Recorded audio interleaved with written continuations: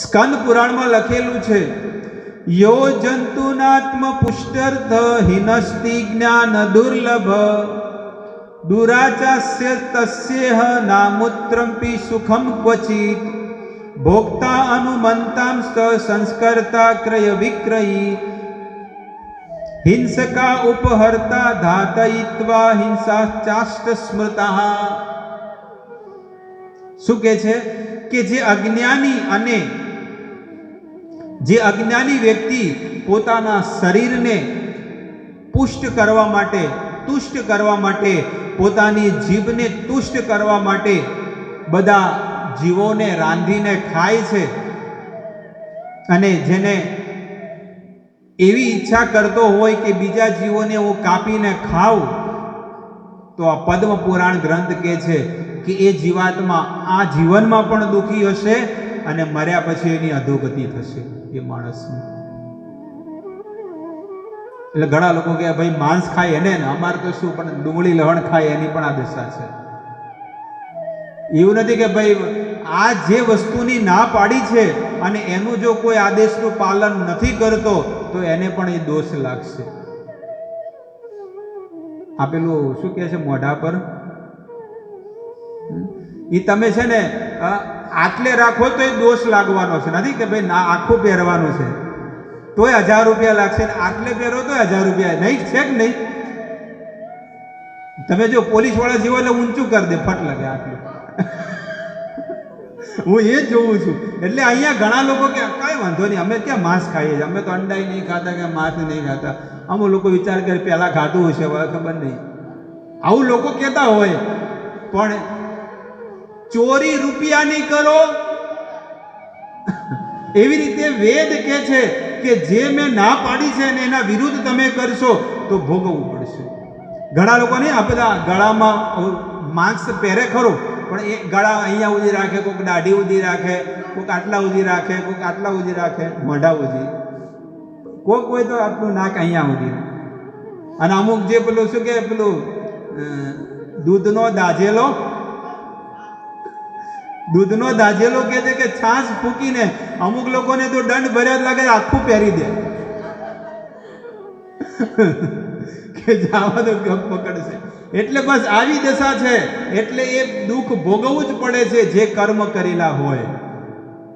કોઈ પણ વ્યક્તિ આપણે શું કહે છે પેલી કહે છે ને કે ચોરી કરો, 1 રૂપિયાની ચોરી કરો કે કરોડની કરો કે 1000 રૂપિયાની કરો, એ શું કહેવાય? ચોરી.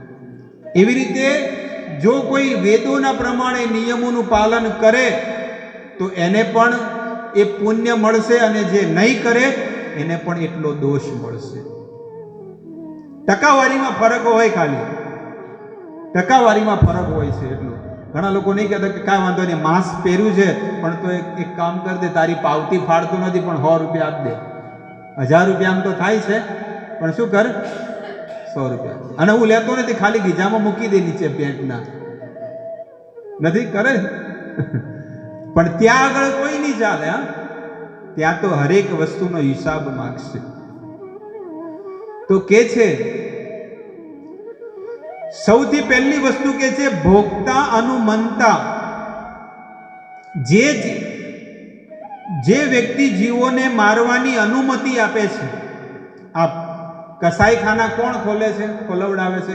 કોક ઉપરથી પરમિશન આપતા હશે તો ને. 50 કરોડ ખવડાવી દે કે લો આ 50 કરોડ રૂપિયા અને આટલું અમારા ખાલું ખોલાવી દે. એટલે કે છે કે ભોગતા અનુમંતા. શું કે છે કે જે જીવોને મારવાની અનુમતિ એટલે પરવાનગી આપે છે એને પણ આ દોષ લાગે છે.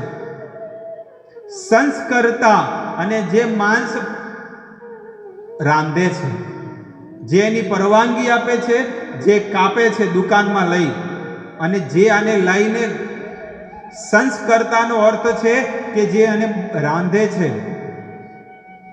ક્રયી વિક્રયી હિંસકા, અને જો કોઈ ખરીદે છે અને કોઈ વેચે છે એને પણ આટલું પાપ લાગે છે. જે આદેશ આપે છે, અનુમતિ આપે છે કે જાઓ તમે કસાઈખાના ખોલો, એને પણ દોષ લાગે. જેને કસાઈખાનું ખોલ્યું એને પણ લાગે, જેને દુકાન બનાવી એને પણ લાગે, જે વેચવા વાળો હોય એને પણ લાગે, જે ખરીદવા વાળો હોય એને પણ લાગે, જે બનાવે એને પણ એટલો દોષ લાગે, અને જે એને પીરસે છે એને પણ એટલું દોષ લાગે, અને જે ખાય એને પણ એટલું દોષ લાગે. એવું નહીં કે ખાય એટલે એને વધારે એને દોષ લાગે, બધાને એક સમાન દોષ લાગે છે.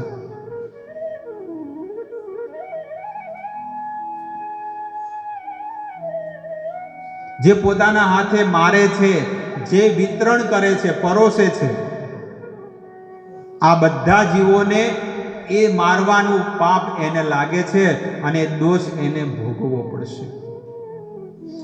મહાભારત ગ્રંથની અંદર લખ્યું છે, મધુમાસમ ચ યે નિત્યમ વર્જયંતિ માનવા જન્મ પ્રવૃત્તિ મધ્યમ ચ દુર્ગાન્ય ઇતરંતિ તે. હવે કેટલી સુંદર વસ્તુ મહાભારતમાં કહે છે. ભીષ્મદેવ યુધિષ્ઠિર મહારાજને કહે છે કે હે યુધિષ્ઠિર, જે મનુષ્ય જેને આમ માનવ દેહ મળ્યો છે અને એના આખા જીવનમાં જો એ દારૂ નથી પીતો, એના આખા જીવનમાં આ કાયામાં જો એ માણસ દારૂ નથી પીતો, માંસ નથી ખાતો અને નશા નથી કરતો અલગ અલગ પ્રકારના, એ બધોનો ત્યાગ કરી દે છે ને, તો એ જીવાત્માને જીવનમાં ક્યારેય કોઈ પ્રકારનું દુઃખ નહીં મળે. જે જીવાત્મા હજી એક બીજા શ્લોકમાં કહે છે,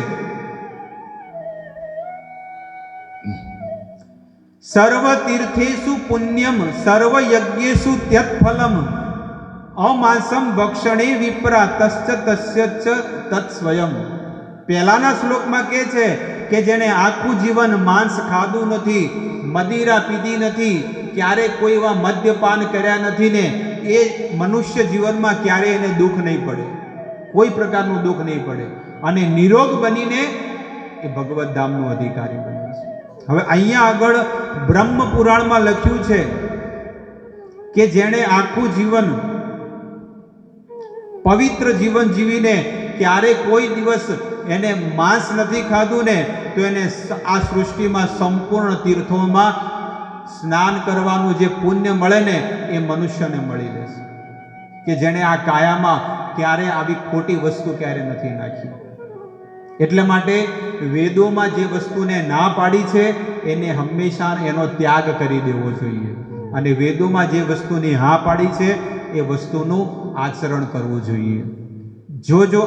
જે વસ્તુ આપણે જીવનમાં આચરણ કરશું, વ્યવહારમાં લાવશું, તો આપણે સુખી થશું, અને જો જીવનમાં વ્યવહારમાં નહીં લાવીએ ને, તો આપણે ક્યારે સુખી નહીં થઈએ. તો અહીંયા પરીક્ષિત રાજા એને 4 સ્થાન આપ્યા. કળિયુગને કીધું કે હું તને એવી જગ્યાએ સ્થાન આપું છું કે જે જગ્યાએ માંસ ખવાતું હોય, ધ્રુતમ પાનમ સ્ત્રીય સુનઃ, 4 જગ્યાએ હું તને સ્થાન આપું છું. કઈ જગ્યાએ? કઈ? ધ્રુતમ પાનમ સ્ત્રીય સુનઃ.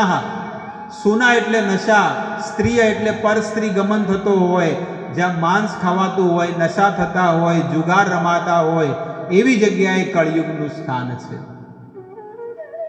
અહીંયા ગયા છે કોઈ લીલાસા કુટિયામાં? કેટલા લોકો નથી ગયા? આંગળી ઊંચી કરે. જે લોકો ન ગયા આંગળી ઊંચી કરે. હો ભાઈ, લીલાસા કુટિયા ગયા બેચરભાઈ? તો કરો ને, 4 વખત તો કહું છું, તો જતા આવજો એક વખત. લીલાસા કુટિયામાં જતા આવજો. અને એ કુટિયામાં તમે જાઓ ને, લીલાસા કુટિયા, તેમાં બહુ મોટા અક્ષરથી એક અક્ષર આવડો મોટો લખ્યો છે, આવડો મોટો. અમુકને કે ચશ્મા હોય તો કે એટલે આવડા મોટા અક્ષરથી, 2-2 ફૂટના અક્ષર છે એક અક્ષર, અને એમાં લખ્યું છે કે મનુષ્ય જીવનમાં આ 4 કાર્ય ન કરવા જોઈએ. ત્યાં પણ લખેલું છે, જોતા હો. પણ એ જગ્યાએ બહુ ઓછા માણસો જાય. ખબર પડી? એટલે તમે જોતા હો કે એમને એક ગુરુએ કેટલા સુંદર શબ્દો લખ્યા છે, 4 શબ્દ, આવડા મોટા. આ બેનર જેવડા આવડા મોટા શબ્દો છે, એક શબ્દ, कि मनुष्य को 4 कार्य नहीं करना चाहिए. पर स्त्री गमन नहीं करना चाहिए, कोई भी प्रकार का मांसाहार नहीं करना चाहिए, कोई भी प्रकार का जुआ नहीं खेलना चाहिए। पूछो आ साबुती, पूछो एम हाँ खबर છે પણ તોય લોકો કરે છે। હા તોય માણસો કરે છે। એટલે કહેવાનો ભાવ એ છે કે આપણને બધું જ્ઞાન છે, બધી વસ્તુ ખબર છે, પણ લોકોને એમ છે કે મારા પછી કને જોયું છે। બસ એક જ વસ્તુ છે, હાલ જેમ જીવો એમ જીવો ને બિંદાસ। મારા ભાઈ ભલે મુંડી ખાડમાં જાતા, આપણે શું એ તો બીજું આત્મા જાય કે આપણે ચો જવાનું છે? આપણે તો મન સરોવર જવાનું। આપણે ક્યાં જવાનું? સિદ્ધપુર લઈ જાય ને કે મન સરોવરમાં, પણ આત્મા જાય ને ભલે જાતો ઊંચો ઓળખું મારે આત્માને। અત્યારે આપણને દુઃખ થાય છે, શરીરને નથી થતું। આંગળીમાં બ્લેડ લાગે તો કોને દુઃખ થાય છે? પતરી લાગે, ચાકુ લાગે, દુઃખ કોને થાય? શરીરને થાય છે?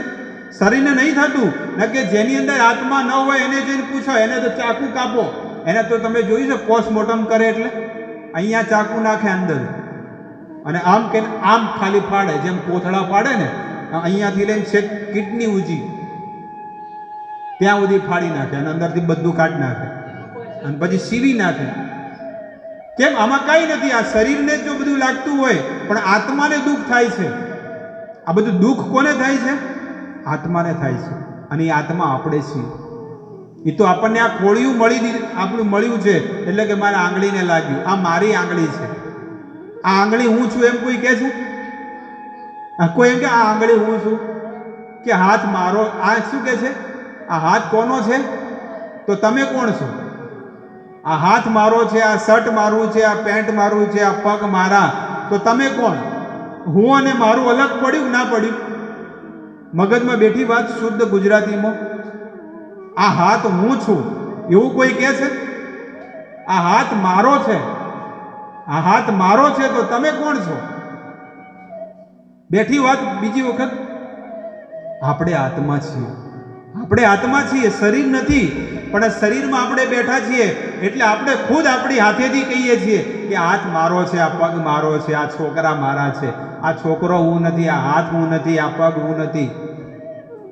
આપણાથી અલગ છે, પણ આપણે આની અંદર આવીને બેહી ગયા છીએ, ફસાઈ ગયા છીએ। આમાંથી નીકળવા માટે આ સરળ રસ્તો ભગવાને આપ્યો છે, ભગવત કથા।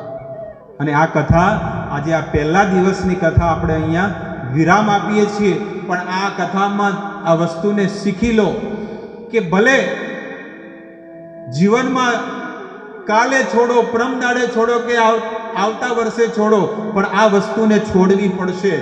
નશા છોડવા પડશે, માંસાહાર છોડવું પડશે, જુગાર છોડવું પડશે। આ જે વસ્તુઓ આપણી અંદર કમી છે એનો ત્યાગ કરો અને ભક્તિના માર્ગે લાગી જવું પડશે। આ છેલ્લો ઉપદેશ છે આજના દિવસનો। હવે આપણે બધા ભેગા મળીને એક એક માળાનો જાપ કરીશું, બધા ભેગા મળીને।